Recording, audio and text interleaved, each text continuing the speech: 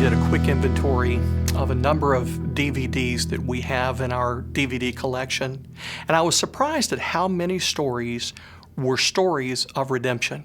As I read the storylines on the back of DVDs, I was shocked at how they referred to their movie as a story about redemption. There was Seabiscuit, An Unfinished Life, Stranger Than Fiction, October Sky, Bagger Vance, The Count of Monte Cristo, The Secrets of the Yaya Sisterhood. I was shocked to see how many focused on the theme of redemption. So why? Why is redemption such a core aspect of so many stories?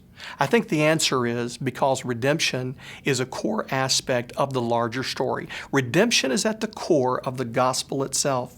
When Jesus sought to clarify his mission after he spent 40 days in the desert praying and spending time with his Father and enduring temptation, he came back and he referred to his mission as a redemptive mission. He quoted from Isaiah 61, 1 and 2, and he talked about redemptive elements that he came to do, such as proclaiming the gospel, setting captives free, binding up the brokenhearted, and replacing ashes with true glory and beauty.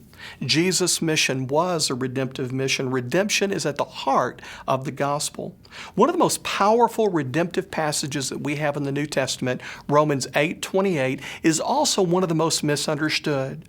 Romans 8:28 says, "For we know that God causes all things to work together for good, for those who love Him and for those who are called according to His purpose." So let's take a moment and let's drill down with Romans 8:28. And let's look at, first of all, what it does not say. Romans 8:28 does not say that God causes all things.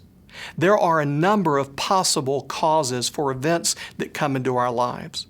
The first one, destructive decisions, failures that we make. The second one, hurtful decisions that others make. The third, that we live in a fallen world and bad things happen because of that. And fourthly, like we talked about last week, there is a villain in the story. And his job is to take us out, to wound us. The bottom line is, there are many things that happen in our lives that God would never desire, that He does not cause. So what does Romans 8:28 say? God causes all things to work together for our good. This is the Greek word synergeo. It's the word that we get our English word synergy from. You see, God doesn't hide or deny our mistakes and our messes. God works with them just like they are to produce something amazing. God redeems those very things. It reminds me of a time when we were taking on a household project. We were replacing our countertops with a tile countertop, and we got to some rough edges, some rough turns in the countertop, and we couldn't figure out how to make them work. And one of my young daughters looked down at all the mistakes and the broken pieces of tile on the floor, and she said, "Dad, what about these?"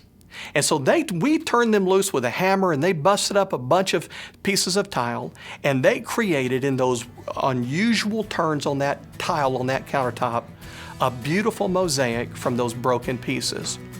Jesus redeems everything. Do you trust Him with your broken tiles? Do you trust Him that He can redeem the broken parts in your life?